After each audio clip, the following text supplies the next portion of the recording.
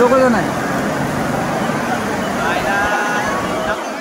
नमस्कार, आपण पाहत आहात पुणे लाईव्ह न्यूज. पाहुयात दिवसभरातील ठळक घडामोडी. आळंदी येथील इंद्रायणी नदीच्या पाण्याची पातळी मोठ्या प्रमाणात वाढली आहे. भक्ती सोपान पुलावरून पाणी जात आहे. त्रिवेणी भागीरथी कुंडाच्या दगडी घाटावरती पाणी आले आहे. तसेच भक्त पुंडलिक मंदिर पाण्यात असून तेथील परिसरात पाणी आहे. आषाढी वारीच्या निमित्ताने आळंदीत आलेल्या एका वारकऱ्याला इंद्रायणी नदीत वाहून जात असताना राष्ट्रीय आपत्ती प्रतिसाद दलाच्या म्हणजेच NDRFच्या पथकाने तातडीने बचाव कार्य करत सुरक्षित बाहेर काढले. अमोल तुकाराम राठोड, वय वर्ष 40, राहणार यवतमाळ असे या वारकऱ्याचे नाव आहे. या घटनेमुळे परिसरात काही काळ खळबळ उडाली होती. इंद्रायणी नदीपात्रात पाण्याची पातळीत वाढ होत असल्याने आळंदीचे मुख्याधिकारी माधव खांडेकर यांनी वारकरी भाविकांना नदीमध्ये न जाण्याचे आवाहन केले आहे. दरम्यान वारीच्या मार्गावर कोणतीही आपत्ती, अपघात, शॉर्ट सर्किट अशा घटना घडल्यास ताबडतोब पिंपरी चिंचवड अग्निशमन नियंत्रण कक्ष आणि मुख्य पूर नियंत्रण कक्ष मुख्यालय 020 67 33 11 11 या क्रमांकावर संपर्क साधावा असे आवाहन करण्यात आले आहे. गुरुवारी दिनांक 19 जून 2025 रोजी जाधववाडीतील पाझर तलाव 94.53% इतका भरलेला आहे. सदर तलाव हा द्वारविरहित आहे. सद्यस्थितीचा पाऊस आणि धरणातील येवा वाढल्यामुळे सुधा नदी म्हणजेच इंद्रायणी नदीपात्रात जाधववाडी पाझर तलाव 100% भरून अनियंत्रित विसर्ग सुरू झाला आहे. सदुंपरे, सदुवडी, मोई, देहू, आळंदी ते तुळजापूर पर्यंतच्या सर्व नदीकाठच्या गावांना नदीपात्रालगत जाऊ नये आणि नदीपात्रात काही तत्सम साहित्य अथवा जनावरे असल्यास तत्काळ हलविण्यात यावीत असे आवाहन प्रशासनाने केले आहे. विशेषतः पायी दिंडी सोहळ्याच्या अनुषंगाने देहू, आळंदी येथे आलेल्या भाविक वारकरी यांना नदीपात्रामध्ये न जाण्यासाठी आवाहन कार्यकारी अभियंता, पाटबंधारे विभाग, पुणे यांच्याकडून करण्यात आले आहे. दरम्यान मावळ परिसरातील जाधववाडी धरण आणि मुसळधार पावसामुळे इंद्रायणी नदीला मोठा पूर आला आहे. मोई तालुका खेड येथील मोई चिखली इंद्रायणी नदीपूल पाण्याखाली गेला असून या पुलावरील वाहतूक बंद करण्यात आली आहे. इंद्रायणी नदी सध्या इंदोरी, देहू, खालुंब्रे, निघोजे, चिखली, मोई, कुरुळी, चिंबळी, आळंदी या गावांमधून दुधडी भरून वाहत असून तिने धोक्याची पातळी गाठल्यानं प्रशासनातर्फे सतर्कतेचा इशारा देण्यात आला आहे. मोई, कुरुळी, निघोजे, चाकण MIDCतील या गावांसह पिंपरी चिंचवड शहराला जोडणारा मोई येथील इंद्रायणी नदीवरील कमी उंचीमुळे मोई चिखली पूल पाण्याखाली गेला आहे. तसेच महाळुंगे पोलिसांनी या पुलावरील सर्व वाहतूक बंद केली आहे. इंद्रायणी नदीवरील अनेक बंधारे देखील पाण्याखाली गेले आहेत. कुरुळी आणि मोई या गावांमधील इंद्रायणी नदीपात्रालगतच्या स्मशानभूमीमध्ये पुराचे पाणी शिरले आहे. खेड तालुक्याच्या पश्चिम पट्ट्यात विशेषतः कुंडेश्वर डोंगर परिसरात पावसाने 2 दिवसांपासून दमदार बरसात केल्याने कडूस येथील कुमंडला नदीवरील स्मशानभूमीजवळ असणारा पूल अक्षरशः पाण्याखाली जाऊन या रस्त्यावरील संपूर्ण वाहतूक ठप्प झाली असल्याचं स्थानिक पत्रकार तुषार मोडवे यांनी कळवले आहे. येथील पाझर तलाव साखळीत असणारे ओढे आणि नाले दुधडी भरून वाहू लागल्यानं तलावात मोठ्या प्रमाणात पाण्याची आवक झाल्याने पूल पाण्याखाली गेला आहे. पूल पाण्याखाली गेला असल्याने खंडेवाडी, तेलदरा, रोकेदरा, मुसळेवाडी या परिसरातील नागरिकांना पर्यायाने कारामळी मार्गे जावे लागत आहे. हा पूल अनेक वर्षांचा असून वाहतुकीसाठी धोकादायक झाला आहे. त्यामुळे या पुलाची नव्याने उंची वाढवून बांधणी करण्याची मागणी करण्यात येत आहे. चासकमान परिसरात गेली 7 मे पासून रोजच पाऊस पडत असून ओढे नाले तुडुंब भरून वाहत आहेत. गुरुवारी दिवसभर पडत असलेल्या पावसामुळे कमान येथील ओढ्याला महापूर सुरू असल्याचे स्थानिक पत्रकार निवृत्ती नायकरे यांनी सांगितले आहे. गेली 1.25 महिना पडत असलेल्या पावसाळ्यामुळे उन्हाळी हंगामातील पिके वाया गेली असून सततच्या पावसाने चासकमान परिसरातील शेतकरी वर्गाच्या सततच्या ओलीमुळे शेताच्या मशागती करता आल्या नाहीत. यंदा अतिपावसाने शेतकरी वर्ग आर्थिक संकटात सापडणार आहे. नायफड शिंदेवस्ती ते नाभाच्या वाडीला जाणारा रस्ता या ठिकाणावरील पुलाच्या वरून पाणी वाहत असल्यामुळे शेतकरी, ग्रामस्थ व शाळेच्या मुलांचं जाणं येणं बंद झालं आहे, अशी माहिती नायफड ग्रामपंचायत सदस्य रोहिदास भाईक यांनी पुणे लाईव्हला दिली आहे. खेड तालुक्यात रात्रीपासून मुसळधार पाऊस सुरू आहे. या पावसामुळे ओढ्या नाल्यांना पूर आले आहेत. पश्चिम भागातील अनेक गावांमध्ये पूरस्थिती निर्माण झाली आहे. इंद्रायणी नदीने इशारा पातळी ओलांडली आहे. नदीपात्रात असणाऱ्या मंदिरांना पाण्याचा वेढा पडला आहे. नद्यांची पाण्याची पातळी वाढू शकते असा इशारा प्रशासनाने दिला आहे. पुणे नाशिक महामार्गावर अनेक ठिकाणी रस्त्यांना नद्यांचे स्वरूप प्राप्त झाले आहे. चाकणमधील आंबेठाण चौक भागात सेवा रस्ते अक्षरशः काही ठिकाणी गुडघाभर तर काही ठिकाणी कमरेपर्यंत पाण्याखाली गेले आहेत. दिवसभराच्या मुसळधार पावसामुळे रस्त्यावर पाणी साचले आहे, त्यामुळे वाहतुकीवर देखील परिणाम होत आहे।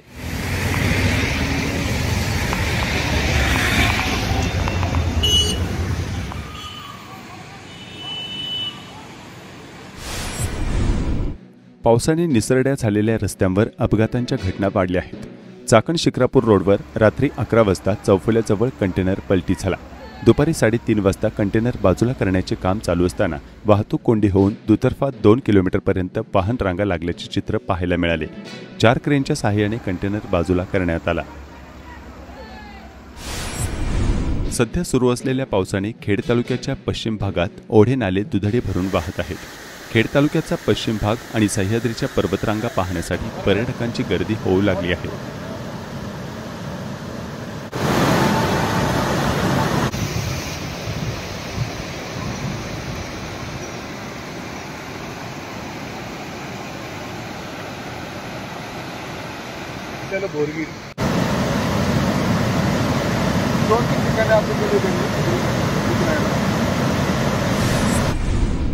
आळंदी पंढरपूरची वारी ही महाराष्ट्राची एक मोठी परंपरा आहे। पावसाचे दिवस असेल तरी वारकरी त्यांच्या श्रद्धेवर दृढ राहून वारीत सहभागी होतात।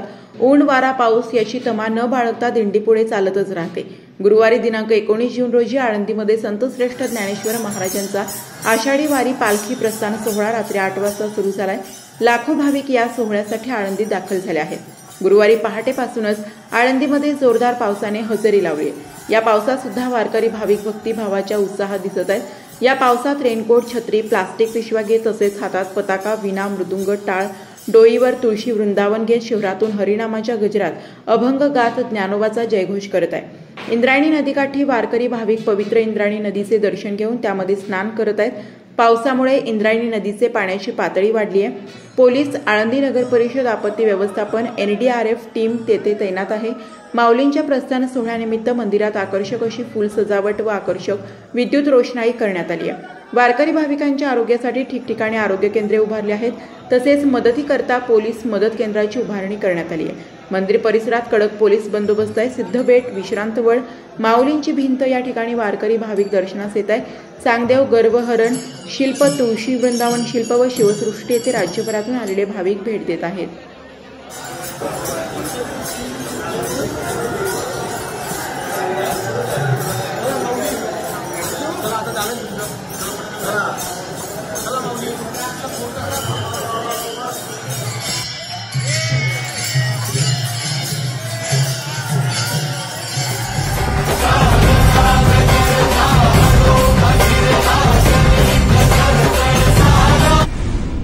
ट्रकच्या धडकेत दुचाकी स्वाराचा मृत्यू।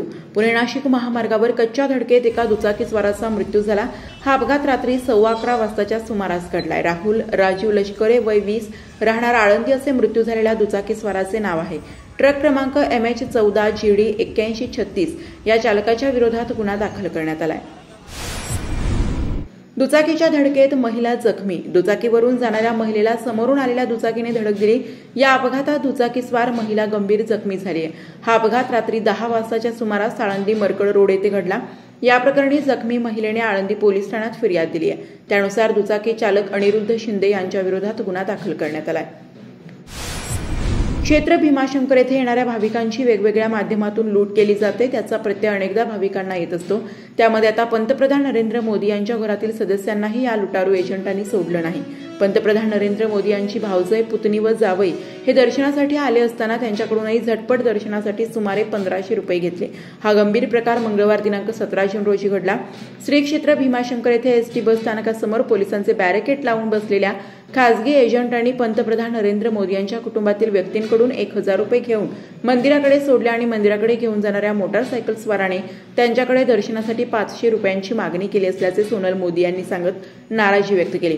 पंतप्रधान नरेंद्र मोदी यांच्या कुटुंबातील पुतणी, भावजय, जावई तसेच सोनल प्रल्हाद मोदी, ज्योतिबेन मोदी, विराग मोदी, नतनाबेन मोदी यांनी कोणतीही शासकीय सुविधा न घेता दर्शन घेतले। सोनल मोदी यांच्याबरोबर नरेंद्र मोदी यांची भावजय वयोवृद्ध असल्याने आणि चालताना त्यांना थकवा येत असल्याने त्यांनी एजंटाबरोबर झालेली तडजोड स्वीकारत 1000 रुपये दिले। त्यानंतर एजंटाने बॅरिकेड बाजूला केले। त्यांना मंदिरस्थ दाखवण्यासाठी मोटारसायकल स्वारास पाठवले। त्यानेही मंदिराजवळ गेल्यानंतर दर्शनासाठी 500 रुपयांची मागणी केली, मात्र त्यास पैसे दिले नाही। मंदिरामध्ये जाण्यासाठी अगोदरच मंदिरातील गुरुजींना माहिती दिली असल्याने मंदिरात कुणी पैसे मागितले नसल्याचे पंतप्रधान नरेंद्र मोदी यांची पुतणी सोनल मोदी यांनी सांगितले। पत्रकारांशी चर्चा करताना क्षेत्र भीमाशंकर येथे आर्थिक लूटमार होत असलेल्या घटनेबाबत माहिती देत मोदी कुटुंबियांनी खंत व्यक्त केली। श्री क्षेत्र भीमाशंकर येथे येणाऱ्या भाविकांची वेगवेगळ्या माध्यमातून लूट केली जाते, त्याचा प्रत्यय अनेकदा भाविकांना येत असतो। त्यामध्ये आता पंतप्रधान नरेंद्र मोदी यांच्या घरातील सदस्यांनाही या लुटारू एजंटांनी सोडलं नाही।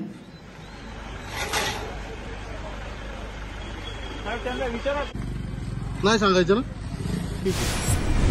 चाकण शहरात होत असलेली वाहतूक कोंडी आणि रहदारीची समस्या लक्षात घेता रस्त्यावर वाढत चाललेली अतिक्रमण निष्कासित करण्यासाठी चाकण नगर परिषदेमार्फत अतिक्रमणधारकांवर कडक कारवाई करण्यात येणार आहे। अतिक्रमणधारकांनी आपापल्या अतिक्रमणे काढून घेऊन सहकार्य करण्याचं आवाहन चाकण नगर परिषदेचे मुख्याधिकारी अंकुश जाधव यांनी केलं आहे। चाकण शहरातील माणिक चौक, जुना Pune Nashik highway, Chakan Shikrapur road, Chakan Talegaon road, Ambethan Chowk, Mahatma Phule Chowk, जुनी बाजारपेठ इत्यादी ठिकाणी अनधिकृत टपरीधारक अतिक्रमणधारकांनी रस्त्यावर व्यवसाय मांडल्यामुळे रहदारीस अडथळा निर्माण होतोय।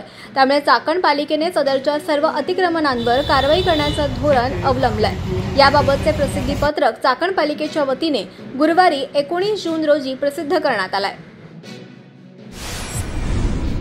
काळूस, जाचक वस्ती, निमगाव तांबे वस्ती या दोन्ही गावांना जोडणारा भीमा नदीवरील बंधारा कम पूल वेळोवेळी देखभाल दुरुस्ती न झाल्याने जीर्णच झालाय।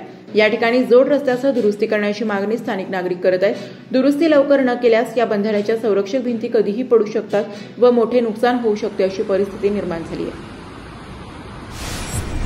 चाकण पठारवाडीत बिबट्याचा वावर, पाळीव प्राण्यांवर हल्ले। चाकण नगर परिषद हद्दीत पठारवाडी भागात शेतवस्तीमध्ये बिबट्याचा वावर वाढलाय। स्थानिकांनी झाडावर लपलेल्या बिबट्याचे व्हिडिओ पुणे लाईव्हकडे पाठवले आहेत। आषाढी वारीमध्ये साक्षरता जनजागृती उपक्रम म्हणून साक्षरता प्रचार व प्रसार करण्यासाठी संत ज्ञानेश्वर महाराजांच्या पालखीसोबत वारी साक्षरतेची या चित्ररथाचे उद्घाटन धानोरे जिल्हा परिषद प्रशालेत करण्यात आले।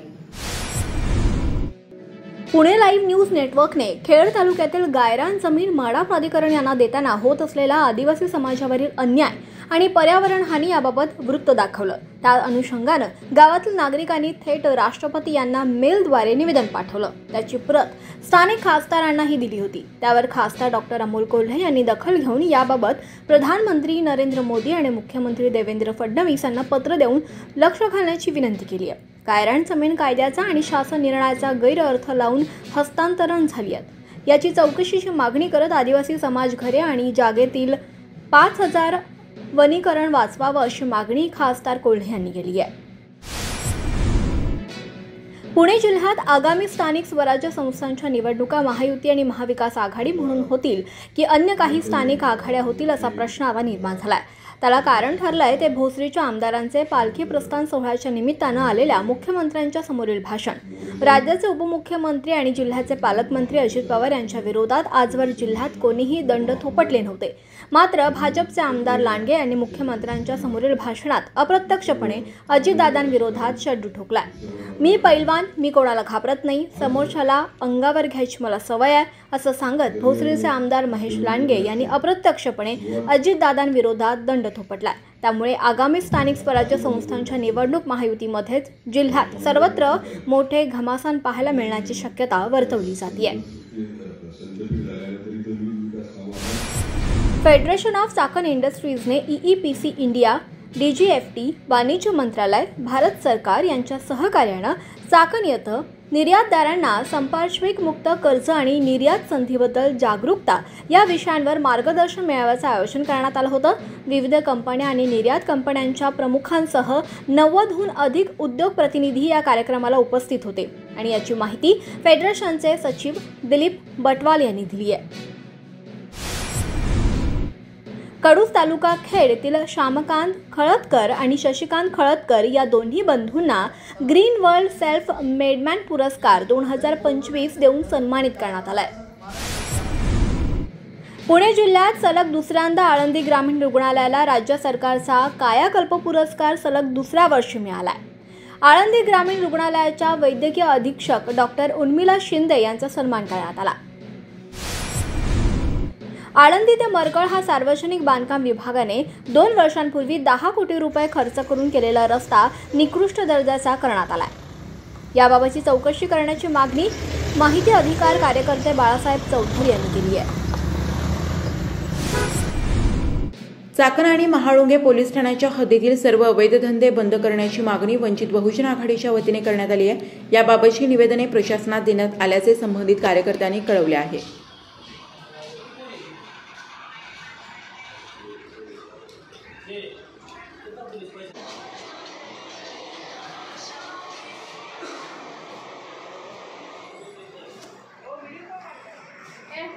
पोलिसांना फोन लाव रे।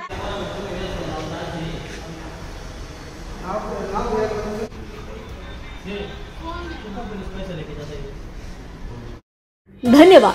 आपण पाहत होतात पुणे लाईव्ह न्यूज। भेटूयात उद्याच्या बातमीपत्रात।